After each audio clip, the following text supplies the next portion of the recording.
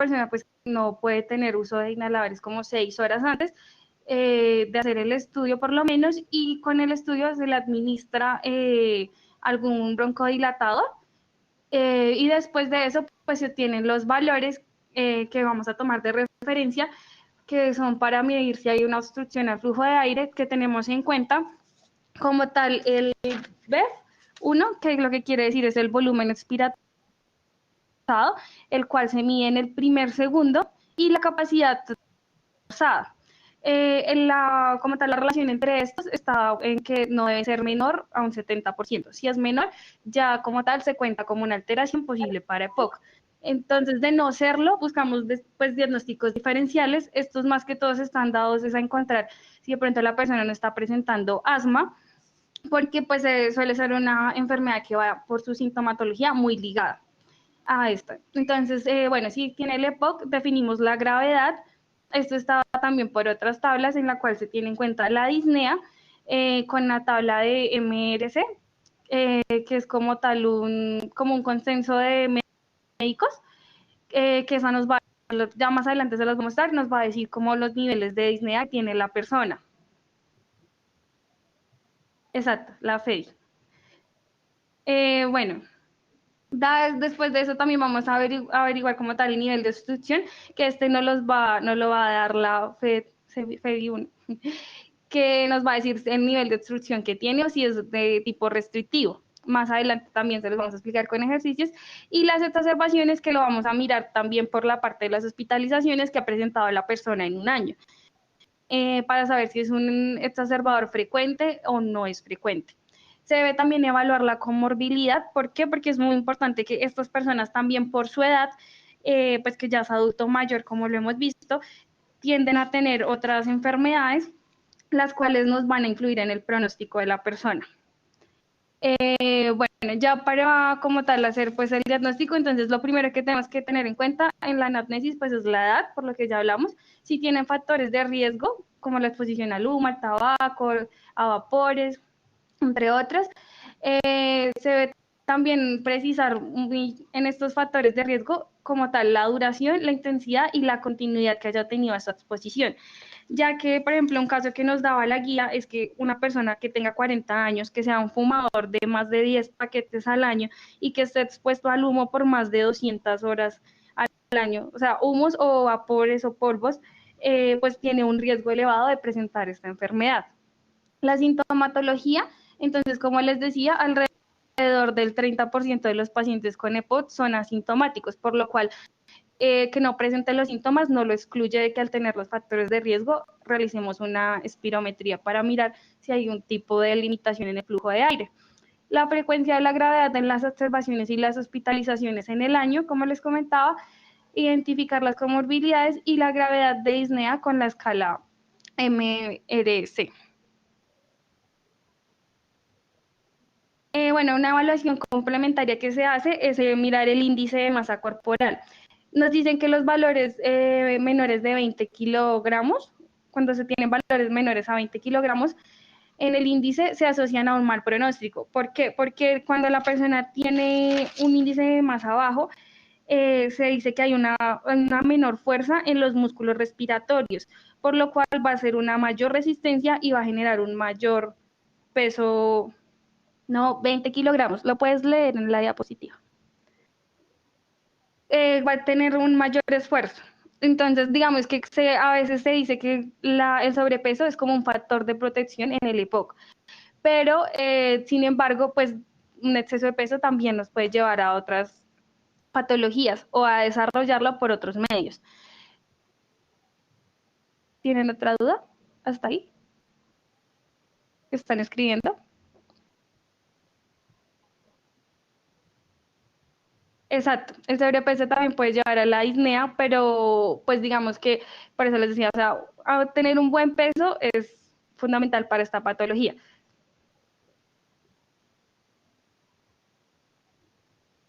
Exacto, sí, estaba hablando del índice de masa corporal.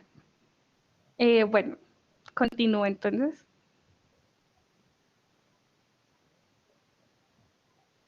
Espera, devuélvete. Bueno, la oximetría también Bueno, la realizamos pues en reposo al paciente y esto también nos va a ayudar a valorar otros aspectos de la función respiratoria que tenga el paciente. Ya la hemoglobina y el hematocrito pues nos van a ayudar a descartar la policitemia asociada a hipoxemia que se da pues por el aumento de glóbulos rojos en el flujo sanguíneo. Como les decía, bueno, la gasometría arterial pues va también muy ligada a la oximetría y nos va a ayudar a identificar el paciente si tiene algún tipo de obstrucción, pues normalmente se encuentran unas saturaciones inferiores al 92% en reposo y pues aparte se le evidencian síntomas o signos, perdón, de cianosis o de hipertensión pulmonar con la gasometría. La prueba de la caminata de 6 minutos de mayor distancia recorrida en metros. Entonces, esta prueba que se llama C6M, lo que es que poner a la persona en un tiempo de 6 minutos a recorrer la mayor distancia que pueda. Esa distancia nosotros la medimos en metros y nos va a reflejar la capacidad funcional que tiene el paciente. La capacidad en los pacientes con EPOC se ve alterada, pues disminuida. Continúo. Vamos a mirar el índice de BOD. Este índice, bueno, de BODE, no sé si se pronuncia así, lo que nos va a ayudar es a predecir la mortalidad que tienen los pacientes. Entonces, su puntuación oscila entre 0, es el mejor pronóstico pues, que tendríamos para un paciente, y 10 es el peor pronóstico que tendríamos. Aquí está mal, perdón. El incremento en la unidad de su puntuación, como les decía, aumenta la mortalidad. Entonces, ¿están que se fijan? El índice de masa corporal, como les expresaba. Entonces, pues aquí tienen los dos valores. Que sea mayor a 21, pues nos da un pronóstico de 0, pero pues si es inferior, nos va a dar un pronóstico de 1. Se va a mirar el volumen de expiración forzada en un segundo. Entonces, si es mayor a 65, pues va a ser bueno. Cuando empezamos a disminuir en este volumen, pues vamos a tener puntuaciones más elevadas.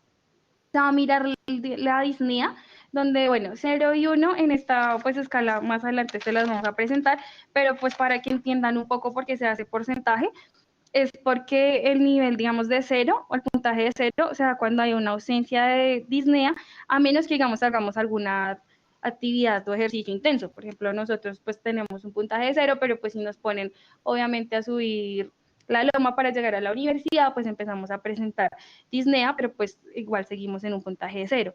Y 1 es la disnea al andar o rápido o subir. Cuestas pronunciadas, pues que es normal, pero pues ya nos arroja una puntuación de 1. De 2 a 4, que es lo que los demás valores que nos arroja la escala, ya tenemos como tal incapacidad para andar al mismo paso que otras personas que sean de nuestra misma edad. Disnea también para disnea que se presenta antes de cumplir 100 metros al estar caminando, y disnea al realizar mínimos esfuerzos como vestirse. Luego miramos también ya la escala, como les decía, de los metros que recorrió la persona en un minuto. Entonces vemos que si es de 350 a más de esto, pues está normal. Pero cuando empezamos a valorar que son distancias menores a esto, pues ya empezamos a encontrar alteración y por eso suman la puntuación. Sigue. Bueno, ya los indicadores de diagnóstico, como pues se los hemos mencionado a lo largo de la exposición, pues son algunos de los síntomas que se van a presentar en el paciente. Entre estos está que tenga disnea, la cual pues suele ser progresiva, y cuando presentamos la exacerbación del EPOC, entonces tenemos también que se agrava con el tiempo. Esta misma pues empeora con el esfuerzo y pues es persistente. Tenemos la tos crónica, la cual va a ser intermitente e improductiva. La expectoración crónica se da y a medida que la exacerbación es como mayor, vamos a encontrar que va a ser más purulenta y va a aumentar su cantidad. Los antecedentes de exposición a los factores patógenos, a los factores de riesgo, perdón, como les decíamos, pues el tabaco, los humos, la inhalación de todas estas sustancias químicas, pues que alteran, y los antecedentes familiares también de EPOC que hayan en la familia.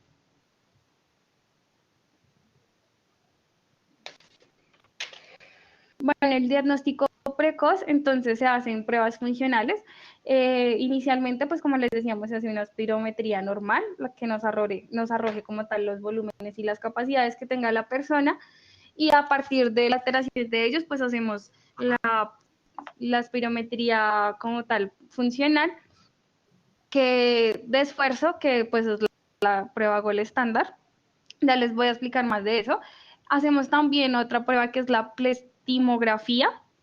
Esta prueba como tal, lo que hace es que mide la cantidad de aire que se puede contener en los pulmones. Entonces, pues nos va a hablar como tal de las capacidades residuales y la capacidad pulmonar que tiene la persona. La prueba de disfunción pulmonar, entonces nos va a hablar del intercambio gaseoso, si se está llevando a cabo de una buena manera o no, y pues evalúa la eficacia con la que el oxígeno va a pasar a través de los sacos alveolares. La valoración de la tolerancia al esfuerzo, entonces está pues obviamente cuando la persona desarrolla el EPOC suele disminuir, y con el avance de la enfermedad pues también nos ayuda como a tener un diagnóstico, un pronóstico de vida para estas personas. Las pruebas de imagen como el TAP nos van a decir como tal si hay un daño en la estructura. Bueno, las radiografías y el TAP nos van a ayudar a saber si hay un daño en la estructura, y si hay efisema ya desarrollado, pues en qué grado está. El cultivo del esputo que tenga la persona, como les decía, este cultivo pues digamos se toma y nos ayuda a mirar y a identificar si se está dando por factores bacterianos o si se está presentando por factores virulentos o mixtos. Y la oximetría y la toma de gases arteriales. Siguiente. Entonces, bueno, como les comentábamos, esta es la prueba top para saber si uno tiene, ¿no?, la Gold estándar. Entonces, la espirometría, pues es una prueba de la función pulmonar y resulta imprescindible para evaluar y seguir con tal las enfermedades que se dan a nivel respiratorio.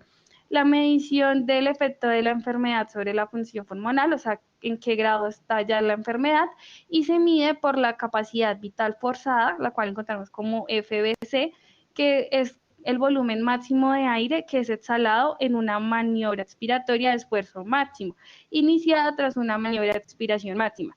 Expresada, bueno, ahí dicen litros, pero pues normalmente también lo expresa en